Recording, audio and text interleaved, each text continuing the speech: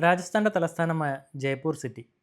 ജയ്പൂരിനെ pink city എന്ന പേരിലേക്ക് എത്തിച്ച ഏകദേശം 200 വർഷങ്ങൾക്ക് മുകളിൽ പഴക്കമുള്ള ഹവാമഹലും ജയ്പൂർ സിറ്റിയുടെ കുറേ കാഴ്ചകളും, പിന്നെ ഇവിടുത്തെ ജലാന ലെപ്പേർഡ് റിസർവിൽ രാവിലെയും വൈകിട്ടുമായിട്ട് 2 സഫാരിയും. പുലികൾക്ക് പേരുകേട്ട, ഏറ്റവും കൂടുതൽ പുലികളുടെ ഫോട്ടോ എടുക്കപ്പെട്ട ഒരു കാട് കൂടിയാണ് ജലാന ലെപ്പേർഡ് റിസർവ്. പുലികൾ മാത്രമല്ല, ഒരുപാട് തരം ബേഡ്സും നീൽഗായ് പോലെയുള്ള ആനിമൽസും ഒക്കെ ഉള്ള ഒരു ചെറിയൊരു ഫോറസ്റ്റ്. അപ്പോൾ ജലാനയിലെ കാഴ്ചകളിലേക്ക് പോവാം. പിങ്ക് സിറ്റി എന്നറിയപ്പെടുന്ന രാജസ്ഥാൻ്റെ തലസ്ഥാനമായ ജയ്പൂർ. പകലാണെങ്കിലും രാത്രിയാണെങ്കിലും ജയ്പൂരിലെ കാഴ്ചകൾ മനോഹരമാണ്. നമ്മൾ വന്നിരിക്കുന്നത് ഇപ്പോൾ ജയ്പൂരിനടുത്തുള്ള ജലാന ലെപ്പേർഡ് റിസർവിലാണ്. ഒരു തവണ നേരത്തെ ഇവിടെ വന്നിട്ടുണ്ട്. അങ്ങനെ നമ്മളിതാ ജലാനയിലെ ഫസ്റ്റ് സഫാരി സ്റ്റാർട്ട് ചെയ്തു, മോർണിംഗ് സഫാരി. നമ്മൾ ടെമ്പിളിലേക്ക് പോകുന്ന വഴി തന്നെയാണ് സഫാരി. ആ റൂട്ടിലൂടെയാണ് പോകുന്നത്. അവിടെ മുഴുവൻ ബഗ് മാർക്സ് ഉണ്ട്. ലെപ്പേർഡിനെ കാണാവുന്ന പ്രതീക്ഷയിൽ വിഷ്വലി നോക്കിയേ എങ്ങനെയുണ്ട്. എന്നതാ നമ്മൾ ഫോറസ്റ്റിൻ്റെ ഉള്ളിലേക്ക് കയറിയിരിക്കുകയാണ്. അടിപൊളി വിഷ്വൽസാണ്. നല്ല വളരെ ചെറിയൊരു ഫോറസ്റ്റ് ആയതുകൊണ്ട് തന്നെ നമുക്കിവിടെ നിന്ന് ഒരുപാട് മൃഗങ്ങളെ കാണാനുള്ള സാധ്യത കൂടുതലാണ്. കഴിഞ്ഞ തവണ വന്നപ്പോൾ റാണ എന്ന് പറയുന്ന മെയിൽ ലെപ്പേർഡിൻ്റെ കില്ലടക്കമാണ് നമുക്ക് കിട്ടിയത്. മയില് പീലി വിടർത്തി ആടുന്നുണ്ട്. ഒരുത്തൻ അപ്പുറത്തിരിപ്പുണ്ട്. നമ്മളെ വരവേൽക്കുകയാണ് മയില്.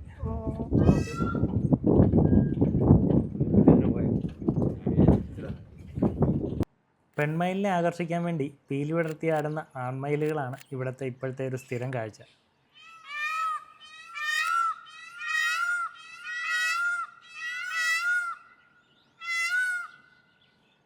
അധിക ഉൾക്കാടുകളിലേക്ക് പോകാതെ ജനവാസ മേഖല ഉള്ളതിനോട് ചേർന്നിട്ടുള്ള ഭാഗങ്ങളിലാണ് മയിലുകൾക്ക് താമസിക്കാൻ കൂടുതൽ ഇഷ്ടമുള്ള ഏരിയ. കാരണം എന്താണെന്ന് വെച്ചാൽ, കാട്ടിലും അതുപോലെ തന്നെ നാട്ടിലും ഇവർക്ക് തീറ്റ തേടി ഇറങ്ങാനുള്ള സാഹചര്യങ്ങളുണ്ട്. നമ്മുടെ ഈ നോർത്ത് ഇന്ത്യൻ ട്രിപ്പിൽ സവായ് മധോപൂരും ഗീർ ഫോറസ്റ്റും ജലാനയും കൂടെ ഉൾപ്പെടുത്തിയിട്ടാണ് ചെയ്യുന്നത്. അപ്പോൾ ഇതിൽ പോയെടുത്ത് തന്നെ ഏറ്റവും കൂടുതൽ ബേഡ്സിൻ്റെ സൈറ്റിംഗ് കിട്ടിയിരിക്കുന്ന ഒരു സ്ഥലം ഈ പറയുന്ന ജയ്പൂരിലെ ജലാന ലെപ്പേർഡ് റിസർവാണ്. ഈ വെള്ള കുടിക്കുന്ന ആളെ കണ്ടോ?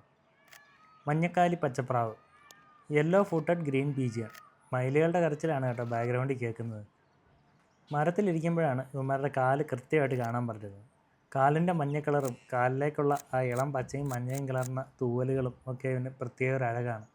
അതുകൊണ്ട് തന്നെയാണ് ഇവൻ ഈ മഞ്ഞക്കാലി പ്രാവ് എന്നുള്ളൊരു പേര് കിട്ടിയത്. ഈ ട്രിപ്പ് വന്നിരിക്കുന്നത് ജൂൺ മാസത്തിലായതുകൊണ്ട് തന്നെ ഇവിടെ കടുത്ത വേനലിൻ്റെ സമയമാണ്. ജൂലൈ ഓഗസ്റ്റിലോടൊക്കെയാണ് ഇവിടെ മഴ തുടങ്ങുന്നത്. അതുകൊണ്ട് തന്നെ മിക്കവാറും പകൽ സമയത്ത് ബേഡ്സൊക്കെ ഇതുപോലെ ഓപ്പണായിട്ടുള്ള ഏരിയയിലും വെള്ളത്തിനോട് ചേർന്നിട്ടുള്ള ഭാഗങ്ങളിലും ഒക്കെ തന്നെ കാണാൻ കിട്ടുന്നുണ്ട്. നാട്ടിൻ പ്രദേശങ്ങളിൽ കാണുന്ന കോമൺ മൈൻ ഇവിടെ എങ്ങനെ വന്നു എന്നുള്ള ചോദ്യത്തിന് ഉത്തരം വേറൊന്നുമല്ല. ടൗണിനോട് ചേർന്ന് കിടക്കുന്ന സ്ഥലമായതുകൊണ്ട് തന്നെ അവർക്ക് പറന്നു വരാൻ ഒരുപാട് കാടൊന്നും സഞ്ചരിക്കേണ്ട കാര്യമില്ല. ഇത് ലാഫിംഗ് ഡോ ആണ് കേട്ടോ. ഇവരെ കരയുമ്പോൾ നമ്മൾ ചിരിക്കുന്ന പോലത്തെ ചെറിയൊരു സാമ്യമുള്ളതുകൊണ്ടാണ് ആ പേര്. ചെറിയ കിളികൾ മാത്രമല്ല, മയിലിൻ്റെ കൂട്ടങ്ങളൊക്കെ വന്നിട്ട് വെള്ളം കുടിക്കുന്ന സമയമാണ്. സംഭവം ഇവർ നമ്മുടെ ദേശീയ പക്ഷിയൊക്കെ ആണെങ്കിലും നമ്മുടെ നാട്ടിലെ കർഷകർക്ക് ഇവരൊരു ശത്രുവാണ്. പ്രത്യേകിച്ച് ചില കിഴങ്ങ് വർഗ്ഗങ്ങൾ, കപ്പ പോലുള്ള കിഴങ്ങ് വർഗ്ഗങ്ങളൊക്കെ ഇവൻ വന്ന് തണ്ട് കുത്തി മറിച്ച് അതിൻ്റെ കിഴങ്ങ് തിന്നുന്നൊരു സ്വഭാവമുണ്ട്. അവിടെ വന്നിട്ട് നീൽഗായ നിൽക്കുന്ന അത്രയും ഭാഗത്ത് എങ്ങനെ പച്ചപ്പുല്ല് വന്നു എന്നുള്ളത് സംശയിക്കേണ്ട കേട്ടോ. ഇവിടുത്തെ ഫോറസ്റ്റ് ഡിപ്പാർട്ട്മെൻറ്റ് ശരിക്കും ഇവരെ ഫീഡ് ചെയ്യുന്നുണ്ട്. അതായത് വേനൽക്കാലം ആയിക്കഴിഞ്ഞാൽ ഇവിടുത്തെ പച്ചപ്പ് നന്നായിട്ട് കുറഞ്ഞ് നന്നായിട്ട് ഉണങ്ങിയ ഒരവസ്ഥയിലാണ്. അതുകൊണ്ട് തന്നെ ഇവിടെയുള്ള മെയിൻ ആൻറ്റിലോപ്പായിട്ടുള്ള നീൽഗായ് ഇവരാണ് ഇവിടുത്തെ പുലികളുടെ മെയിനായിട്ടുള്ളൊരു ഭക്ഷണവും. അതുകൊണ്ട് ഇവരെ ഫീഡ് ചെയ്യേണ്ടത് അത്യാവശ്യമായിട്ടുള്ള കാര്യമാണ്. വേനൽ കടക്കുമ്പോൾ പച്ച പുല്ല് കൊണ്ടുവന്നിട്ട് പല ഭാഗങ്ങളിലായിട്ട് നിക്ഷേപിക്കും. ഇവർ വന്ന് കൃത്യമായിട്ട് അത് കഴിക്കുകയും ചെയ്യും. മാനിൻ്റെയും കുതിരയുടെയും ഒക്കെ ചേർന്നിട്ടുള്ളൊരു രൂപസാദൃശ്യമാണ് കേട്ടോ ഈ നീൽഗായ്ക്കുള്ളത്. സ്പോട്ട് ചെയ്തൊരു വിവരം കിട്ടിയിട്ട് ഇങ്ങോട്ട് പെട്ടെന്ന് വന്നതാണ്.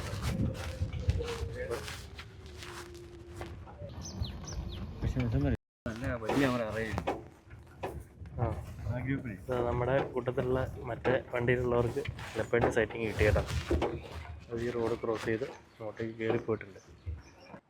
അങ്ങനെ ഫസ്റ്റ് സഫാരിയിൽ നമ്മുടെ ഒരു ടീമിനെ ലെപ്പേർഡിൻ്റെ സൈറ്റിങ് കിട്ടിയുള്ളൂ. അങ്ങനെ സഫാരി കഴിഞ്ഞിട്ട് നമ്മൾ പുറത്തേക്ക് ഇറങ്ങി ഇവിടുത്തെ മ്യൂസിയത്തിലെ കാഴ്ചകളാണ്. കഴിഞ്ഞ തവണ നമ്മൾ വന്നപ്പോൾ ഉള്ള ഫോട്ടോസിൽ നിന്നൊക്കെ മാറ്റം വന്നിട്ടുണ്ട് കേട്ടോ. ഇപ്പോൾ ദാ ഈ സൈഡിൽ കംപ്ലീറ്റ് ബേഡ്സിൻ്റെ ഫോട്ടോസ്, ഇവിടെ നിന്ന് കിട്ടിയിട്ടുള്ള റെയർ ആയിട്ടുള്ളതും കോമൺ ആയിട്ടുള്ളതും ഒക്കെ ആയിട്ടുള്ള ബേഡ്സ് ഉണ്ട്. അതുപോലെ നേരത്തെ ഉണ്ടായിരുന്ന ഫോട്ടോസിൽ കുറേ എണ്ണം മാറിയിട്ടുണ്ട്, മാറി പുതിയ ഫോട്ടോസ് ആയിട്ടുണ്ട്. റാണയുടെ വേറെയും ഫോട്ടോ ഉണ്ട് കേട്ടോ. അതാ ആ വാച്ച് ടവർ, നമ്മൾ കണ്ട ആ വാച്ച് ടവറിൻ്റെ അവിടെ നിന്നുള്ള ഫോട്ടോയുണ്ട്.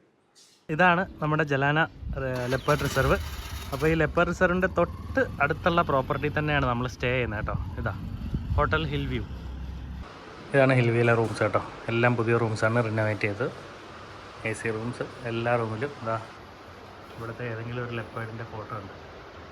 കുറച്ച് സമയം ജയ്പൂർ സിറ്റി കറങ്ങാനും നമ്മൾ ഉപയോഗിച്ചു. ഹവാമഹലിലേക്കുള്ള എൻട്രൻസ് ആണ് കേട്ടോ. ജയ്പൂർ വന്നിട്ട് കിട്ടിയ കുറച്ച് സമയം നമ്മൾ യൂട്ടിലൈസ് ചെയ്യാണ്. ഇന്നലെ വന്നപ്പോൾ ക്ലോസ് ആയിരുന്നു. അപ്പോൾ ഇന്ന് ഷോപ്പിങ്ങിന് വന്നത് ഈ ഹവാമഹലിൻ്റെ സ്ട്രീറ്റിൽ തന്നെയാണ്. അപ്പോൾ ജസ്റ്റ് ഒന്ന് ഇവിടെ കയറി കാണുകയാണ്.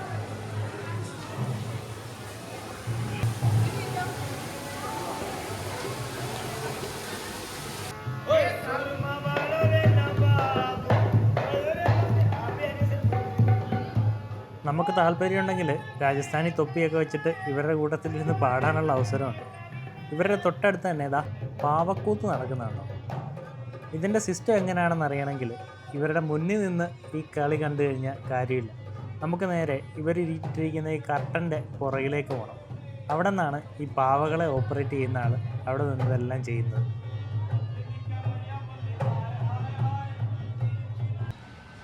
മുകളിൽ എത്തിക്കഴിഞ്ഞപ്പോഴുള്ള കാഴ്ച ഇതാണ്.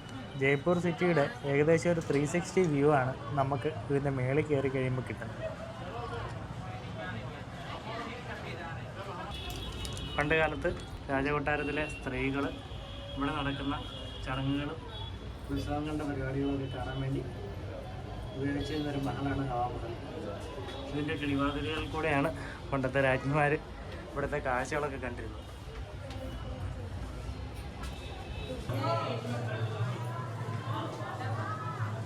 അങ്ങനെ ജയ്പൂർ സിറ്റിയിലെ ഷോപ്പിങ്ങും ഹവാമഹലും ഒക്കെ കണ്ട് തിരിച്ചു വന്നിട്ട് നേരെ ആഫ്റ്റർനൂൺ സഫാരിയിലേക്കാണ്. ഈ ഫോറസ്റ്റിൽ കാർണിവോറസ് ആയിട്ടുള്ള ആനിമൽസിൽ ലെപ്പേഡാണ് കൂടുതലുള്ളത്. പിന്നെ ഹൈനയും ഫോക്സും ഒക്കെ ഉണ്ട്. ഫോക്സ് എന്ന് പറയുന്നത് നമ്മുടെ നാട്ടിൽ കാണുന്ന കുറുനരിയല്ല, ശരിക്കുള്ള കുറുക്കൻ. ഉച്ചകഴിഞ്ഞത്തെ സഫാരി തുടങ്ങിയപ്പോൾ തന്നെ അതാ ഒരു നല്ലൊരു മെയിൽ നീൽഗായിയാണ് കിട്ടിയത് കേട്ടോ. മുമ്പേ ഞാൻ പറഞ്ഞില്ലേ കുതിരയുടെ പോലത്തെ ഒരു ലുക്കൊക്കെ ഉണ്ടെന്ന്. ആണുങ്ങൾക്ക് മാത്രമാണ് യുവന്മാരിൽ കൊമ്പുള്ളത്. പിന്നെ കഴുത്തിലുള്ള ആ ഒരു രോമത്തിൻ്റെ കൂട്ടം കാണാൻ പറ്റുമോ. തീറ്റ തേടി ഇറങ്ങാനുള്ള സമയമാകത്തുകൊണ്ട് തണലത്ത് ഒരു ഇരുട്ടത്തിരുന്ന് വിശ്രമിക്കുന്ന ഒരു മൂങ്ങയെ കണ്ടോ.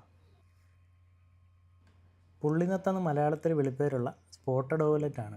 സൺലൈറ്റൊക്കെ നന്നായിട്ട് താന്ന് സന്ധ്യയായി കഴിയുമ്പോഴാണ് ഇവന്മാരൊക്കെ ആക്റ്റീവായിട്ട് ഇര തേടി തുടങ്ങുന്നത്. ഇവിടുത്തെ സഫാരിയിൽ ഏതെങ്കിലും ഒരു വെള്ളമുള്ള കുളത്തിൻ്റെ സൈഡിൽ ചെന്ന് നിന്ന് കഴിഞ്ഞാൽ മിക്കവാറും ലെപ്പേഡിൻ്റെയൊക്കെ സൈറ്റിങ് കിട്ടാറുള്ളതാണ്. വെള്ളം കുടിക്കാനായിട്ട് ഇങ്ങനെയുള്ള കുളങ്ങളിലാണ് ലെപ്പേഡ് വരുന്നത്. അപ്പോൾ ലെപ്പേഡിനെ കാത്തിരുന്ന സമയത്ത് നമുക്ക് കിട്ടിയ കുറച്ച് കാഴ്ചകൾ ഇതൊക്കെയാണ്. ഒരുപാട് തരത്തിലുള്ള കിളികൾ, നമ്മുടെ ജംഗിൾ ബാബ്ലറും വാക്ടൈലും തിത്തിരിപ്പക്ഷിയും അങ്ങനെ ഒരുപാട് പേര് വെള്ളത്തിൻ്റെ സമീപത്ത് വന്നിട്ട് വെള്ളം കുടിക്കുന്നുണ്ട്. ബ്ലാക്ക് ഡ്രോങ്കോ ആണെങ്കിൽ പറന്ന് വന്നിട്ട് വെള്ളം സ്പ്ലാഷ് ചെയ്ത് കുടിക്കുകയാണ് കേട്ടോ. കുറച്ച് സ്ലോ മോഷനിൽ കിട്ടിയ വിഷ്വൽസാണ് ഇത് ഇപ്പം നിങ്ങൾ കണ്ടുകൊണ്ടിരിക്കുന്നത്. ബ്ലാക്ക് ഡ്രോങ്കോ ആനറാഞ്ചി പക്ഷി, അവൻ ഇതാ പറന്ന് വന്നിട്ട് വെള്ളത്തിൻ്റെ മേളിൽ വന്ന് ചുണ്ടുകൊണ്ട് കൊത്തി വെള്ളം കുടിച്ച് പറന്നു വന്ന് നോക്കി. സ്ലോ മോഷനിലുള്ള വിഷ്വൽ കാണുമ്പോഴാണ് ഒരു ഫ്ലൈറ്റ് ലാൻഡ് ചെയ്യുന്ന പോലെ വന്ന് പറന്നു പോകുന്നത് കാണുന്നത്. അങ്ങനെ ആനറാഞ്ചി പക്ഷിയൊക്കെ കണ്ടുകൊണ്ടിരുന്നപ്പോൾ അടുത്തൊരാളും കൂടെ വന്നു. ഗ്രീൻ ബിയേറ്ററാണ്. അവൻ വെള്ളത്തിൻ്റെ മേളിൽ കുറച്ച് നേരം ഇങ്ങനെ പറന്ന് നിന്നിട്ട് ഡ്രോങ്കോയെ പോലെ വെള്ളം കുടിച്ച് പറക്കല്ലേ ഇത്. വെള്ളത്തിലേക്ക് മുങ്ങി ഒരു കുളിയും കൂടെ പാസ്സാക്കിയിട്ടാണ് അവൻ പറന്നു പോയത്. ഇതിൻ്റെ ശരിക്കുള്ള സ്പീഡ് ഈ കാണുന്നതാണ് കേട്ടോ. കിളികൾ മാത്രമല്ല, രണ്ണാറക്കണ്ണനെ കണ്ടോ, വെള്ളത്തിൻ്റെ സൈഡിൽ വന്ന് വെള്ളം കുടിച്ച് ഓടിപ്പോകുന്നു. അങ്ങനെ താഴത്തെ കാഴ്ചകളൊക്കെ കണ്ടു നിന്നപ്പോൾ മരത്തിൻ്റെ മേളിൽ നിന്നൊരു സൗണ്ട് കേട്ട് നോക്കിയപ്പോൾ കണ്ട കാഴ്ച ഇതാണ്. യെല്ലോ ഫുട്ടഡ് ഗ്രീൻ ബീജിയണും അതിൻ്റെ 2 കുട്ടികളും. കുട്ടികളെ ഫീഡ് ചെയ്യുന്ന അമ്മക്കിളിയാണ് ഈ നടുക്കിരിക്കുന്നത്. കുഞ്ഞുങ്ങളാണെങ്കിലും രണ്ടിനും കിട്ടുന്ന ഭക്ഷണം പോരാ എന്ന് പറഞ്ഞ് വീണ്ടും വീണ്ടും അമ്മയുടെ അടുത്തേക്ക് ചെന്നുകൊണ്ടിരിക്കുകയാണ്. യൂറേഷ്യൻ കോളർ ഡോ ആണ്. കഴുത്തിലൊരു കറുപ്പ് വളയുള്ളതുകൊണ്ടാണ് ഈ പേര് കിട്ടിയിരിക്കുന്നത്.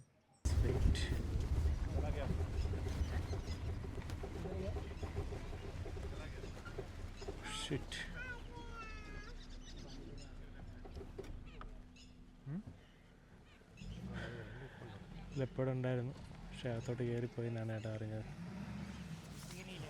Bad luck. ഇങ്ങോട്ട് കയറിപ്പോയി. ഇവിടെ കുറച്ച് വണ്ടി വെയിറ്റ് ചെയ്യുന്നുണ്ട്. നമ്മുടെ വണ്ടി അപ്പുറത്തോട്ട് പോയി വെയിറ്റ് ചെയ്യാൻ വേണ്ടി പോവാണ്. ഭയ്യ ഭയ്യ ഭയ്യ ആവാസ് नहीं बना भाई.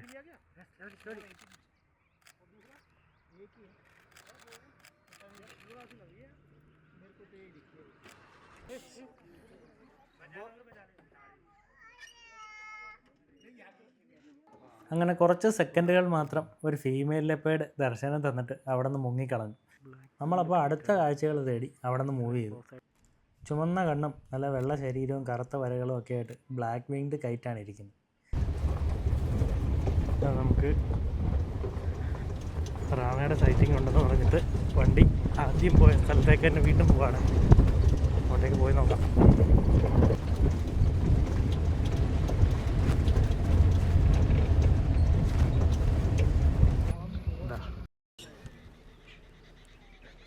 പോണ്ടിൻ്റെ സൈഡിൽ റാണ കിടന്നുറങ്ങുന്നു. കഴിഞ്ഞ തവണത്തെ പോലെ തന്നെ ഇനി ഉറങ്ങി വന്ന സമയം കളയാനാണ് സാധ്യത. വന്നപ്പോൾ അവൻ തലപൊക്കി ഇരിക്കുകയായിരുന്നു, അത് കഴിഞ്ഞാണ് ഉറങ്ങിയത്. നമ്മൾ വീണ്ടും റാണയെ കണ്ടു കേട്ടോ. റാണ ഇവിടെ ഒരു പോണ്ടിൻ്റെ അടുത്ത് വെള്ളത്തിൻ്റെ സൈഡിലിരിക്കുകയാണ്. വെള്ളം കുടിക്കാൻ വന്ന് വെയിലത്ത് ക്ഷീണിച്ച് കിടക്കുക. അങ്ങനെ കഴിഞ്ഞ തവണത്തെ പോലെ തന്നെ കിടന്നുറങ്ങുന്ന റാണയാണ് ഇത്തവണ. കഴിഞ്ഞ തവണ ഉറക്കം കഴിഞ്ഞിട്ട് ഇവൻ നേരെ എഴുന്നേറ്റ് പോയത് കൊന്നിട്ടിരിക്കുന്ന ഒരു നീലികായെ ഭക്ഷിക്കാൻ വേണ്ടിയായിരുന്നു. അതുകൊണ്ട് അതൊരു അടിപൊളി കാഴ്ചകൾ തന്നെയായിരുന്നു. ഇത്തവണയാണെങ്കിൽ എന്താണ് ഇവൻ്റെ പ്ലാനെന്ന് ഞങ്ങൾക്ക് ഒരു ഐഡിയ ഇല്ല. കുറേ നേരം ഇങ്ങനെ ഉറങ്ങിക്കിടന്നിട്ട് എന്തായാലും എഴുന്നേറ്റ് വെള്ളം കുടിക്കാനുള്ള സാധ്യതയുണ്ട്. ഇടയ്ക്കിടയ്ക്കൊന്ന് തലപൊക്കി നോക്കുന്നുണ്ട് കേട്ടോ. വണ്ടികൾ വരുന്ന സൗണ്ട് കേട്ടിട്ടൊന്നുമല്ല, അവനത് മൈൻഡ് ചെയ്യുന്നേ ഇല്ല. കുറേ നേരം കഴിഞ്ഞിട്ട് മെല്ലെ ഒന്ന് തലപൊക്കി നോക്കി. ഇവൻ്റെ ചുറ്റിനും വേറെ കുറേ ആളുകളും കൂടെ ഉണ്ട്. ഇങ്ങനൊരാൾ ഇവിടെ കിടപ്പുണ്ടെന്നത് പോലും മൈൻഡ് ചെയ്യാതെ അവരൊക്കെ സൈഡിൽ കൂടെ വന്നിട്ട് വെള്ളം കുടിക്കുന്ന പരിപാടിയൊക്കെ നടത്തുന്നുണ്ടേ. കുറേ നേരം മാറിയും തിരിഞ്ഞുമൊക്കെ കിടന്നിട്ടൊന്നും അവൻ്റെ ഉറക്കം അങ്ങോട്ട് കംപ്ലീറ്റ് ആകുന്നില്ല. ഒന്ന് എഴുന്നേറ്റ് വീണ്ടും തിരിഞ്ഞ് അപ്പുറത്തോട്ടായി. നമ്മളോട് വലിയ താല്പര്യം ഇല്ലാത്തതുകൊണ്ടാണെന്ന് തോന്നുന്നു അവൻ മുഖം നേരെ ഓപ്പോസിറ്റ് തിരിച്ചു പിടിച്ചിരിക്കുന്നത്. എത്ര സമയം ഇനി ഇങ്ങനെ ഇരിക്കണമെന്നറിയില്ല. ഇവരൊക്കെയാണ് റാണ കിടക്കുന്നതിൻ്റെ സൈഡിൽ വന്ന് കാവലിരിക്കുന്നവർ. കുളത്തിലെ വെള്ളത്തിൽ കുളിക്കാനും വെള്ളം കുടിക്കാനും ഒക്കെ ആയിട്ടാണ് ഈ കൂട്ടരെല്ലാം വന്നിരിക്കുന്നത്. ധൈര്യം സംഭരിച്ചു വന്ന ഒരു അണ്ണാറക്കണ്ണൻ റാണയെ കണ്ടപ്പോൾ പാഞ്ഞ പായൽ കണ്ടു. പക്ഷേ അവൻ വിട്ടില്ല കേട്ടോ. രണ്ടാമത് വളർന്ന് നൈസായിട്ട് അതേ കുളത്തിൽ നിന്ന് തന്നെ വെള്ളം കുടിച്ചുകൊണ്ടിരിക്കുകയാണ്. ചുറ്റിന് നിന്ന് കാഴ്ചയൊക്കെ കണ്ട് മടുത്തിട്ടാണെന്ന് തോന്നുന്നത് ഒരു യൂറേഷ്യൻ കോളർ ഡോഗ് റാണ കിടക്കുന്നതിൻ്റെ അടുത്തൂടെയൊക്കെ നടന്നു പോകുന്നുണ്ട്. ചെറിയ കിളികളെയൊന്നും ഇവൻ പിടിക്കത്തില്ലെന്നുള്ളൊരു കോൺഫിഡൻസോടായിരിക്കും കേട്ടോ ഈ കുഞ്ഞൻകിളികളെല്ലാം ഇവൻ്റെ പരിസരത്ത് തന്നെ ഇങ്ങനെ കറങ്ങി തിരിഞ്ഞ് നടക്കുന്നത്. ഈ ബേഡിനെയൊക്കെ ആദ്യമായിട്ടാണ് ജീവിതത്തിൽ കാണുന്നത്. ഇതിൻ്റെയൊക്കെ പേരറിയാവുന്നവർ ഒന്ന് കമൻറ്റ് ചെയ്തേക്കണേ. അങ്ങനെ കുറച്ച് കഴിഞ്ഞപ്പോൾ ഒന്ന് തല പൊക്കി നോക്കി, പിന്നെ രക്ഷയില്ല, അതേ കിടപ്പ് തന്നെ. ഇത്തവണയും ഇവനൊരു കില്ല് കഴിഞ്ഞിട്ടുള്ള കിടപ്പ് തന്നെയാണ്. കഴുത്തിൻ്റെ താഴെ ആ വെള്ള രോമമുള്ള ഭാഗത്ത് ചെറിയൊരു ചുവപ്പ് കാണുന്നത് ഇവൻ കൊന്നിരിക്കുന്ന മൃഗത്തിൻ്റെ ചോരയുടെ അംശമാണ്. കഴിഞ്ഞ തവണയും ഇതുപോലെ തന്നെയായിരുന്നു ഇവൻ്റെ കില്ല് നമുക്ക് കിട്ടിയത്. നിലത്ത് കൂടുകൂട്ടി മുട്ടയിട്ടിട്ട് തിത്തിരിപ്പക്ഷി അതിൻ്റെ കുഞ്ഞുങ്ങളെ വളർത്തിക്കൊണ്ട് വരുന്നത് ഭയങ്കര അത്ഭുതകരമായിട്ടാണ്. കാമഫ്ലാഷ് എബിലിറ്റിയുള്ള ഈ കളറായതുകൊണ്ടാണ് കുഞ്ഞുങ്ങളെ മറ്റ് ശത്രുക്കളൊന്നും പിടിക്കാത്തത്. ഇവർ പ്രീക്കോഷ്യൽ ബേഡ്സ് ആയതുകൊണ്ട് തന്നെ ജനിക്കുമ്പോൾ തന്നെ കുഞ്ഞുങ്ങൾക്ക് തീറ്റ തേടി തിന്നാനും നടക്കാനും കാഴ്ച കാണാനും ഒക്കെയുള്ള എബിലിറ്റി ഉണ്ട്. തത്തവർഗത്തിൽപ്പെട്ടതും അതുപോലെ കുരുവികളും ഒക്കെ ആൾട്രീഷ്യൽ ബേഡ്സാണ്. മുട്ടയിൽ നിന്ന് വിരിഞ്ഞ് ഒരു പ്രായം എത്തുന്നവരെ പാരൻറ്റ് ബേഡ്സാണ് അവരെ ഫീഡ് ചെയ്യുന്നത്. അവർക്ക് തന്നെ ഫീഡ് ചെയ്യാനോ പറക്കാനോ നടക്കാനോ ഒന്നുമുള്ള എബിലിറ്റി ഉണ്ടാവില്ല. കൃത്യമായി പറഞ്ഞാൽ കൂടുതൽ സമയം മരത്തിലല്ലാതെ തറയിൽ കഴിയുന്ന ബേഡ്സ് എല്ലാം പ്രിക്കോഷ്യൽ ബേഡ്സാണ്. കുഞ്ഞുങ്ങൾ വളർന്നു വരാൻ വേണ്ടി പ്രകൃതി തന്നെ നൽകിയ ഒരു അനുഗ്രഹമായിരിക്കും അത്. അങ്ങനെ ഈ കഥയൊക്കെ പറഞ്ഞിരുന്നപ്പോഴേ നമ്മുടെ റാണ ഉറക്കം കഴിഞ്ഞിട്ട് മെല്ലെ ഒന്ന് അനങ്ങി തുടങ്ങിയിട്ടുണ്ട്. ഇനി ഇവൻ എഴുന്നേൽക്കുന്നതിനുള്ള കാത്തിരിപ്പാണ്. അങ്ങനെ ഏകദേശം ഒരു അരമുക്കാൽ മണിക്കൂർ നമ്മളെ അവിടെ പോസ്റ്റാക്കിയിട്ട് ആശാൻ്റെ എല്ലാ വണ്ടികളും ആളുകളെയൊക്കെ ഒന്ന് വീക്ഷിച്ചുകൊണ്ട് ഉറക്കം ഉണർന്നിട്ടുണ്ട്. ഇനി എഴുന്നേറ്റ് വെള്ളം കുടി. മെല്ലെ ആ പോണ്ടിൻ്റെ സൈഡിലേക്ക് തന്നെ കയറിയിട്ട് അവിടെ ഇരുന്ന് വെള്ളം കുടിക്കുന്നു. കഴിഞ്ഞ തവണ ഇവന് കണ്ടതിൽ നിന്നും ചെറിയൊരു വ്യത്യാസമൊക്കെ വന്നിട്ടുണ്ട് കേട്ടോ. വേറെ ഏതെങ്കിലും ലെപ്പേർഡും ഒക്കെ ആയിട്ട് ചെറിയ ഫൈറ്റൊക്കെ ചെയ്തതായിരിക്കാം. ഇവൻ്റെ മൂക്കിലും മുഖത്തുമൊക്കെ ചെറിയ മുറിപ്പാടുകളൊക്കെ ഉണ്ട്. അന്ന് വന്നപ്പോൾ ഇവൻ കുറച്ചും കൂടി ഗ്ലാമറസ് ആയിരുന്നു. കഴിഞ്ഞ തവണ എന്ന് പറയുന്നത് 2024 മാർച്ച് മാസത്തിൽ വന്ന കഥയാണ്. അന്നത്തെ വീഡിയോ കണ്ടിട്ടില്ലാത്ത ആരെങ്കിലും ഉണ്ടെങ്കിൽ ഈ മേളിൽ കാണുന്ന ലിങ്കിൽ കയറിയാൽ അന്നത്തെ വീഡിയോ കാണാം. ഇവനൊരു കില്ല് കഴിക്കുന്നതിൻ്റെ വിഷ്വലൊക്കെയുള്ള ഒരു അടിപൊളി വീഡിയോ ആയിരുന്നത്. വെള്ളം കുടിയൊക്കെ കഴിഞ്ഞിട്ട് മെല്ലെ എഴുന്നേറ്റു. ഇനി എന്താണ് ഇവൻ്റെ പ്ലാൻ എന്നുള്ളതാണ് അറിയേണ്ടത്. ഇനി കുറച്ച് നേരം അവിടെ ഇരുന്ന് ഇവൻ കാലും കൈയൊക്കെ നക്കി തുടയ്ക്കാനുള്ള സാധ്യതയുണ്ട്. അതാണ് ഇവൻ്റെ ഒരു സ്ഥിരം പരിപാടി.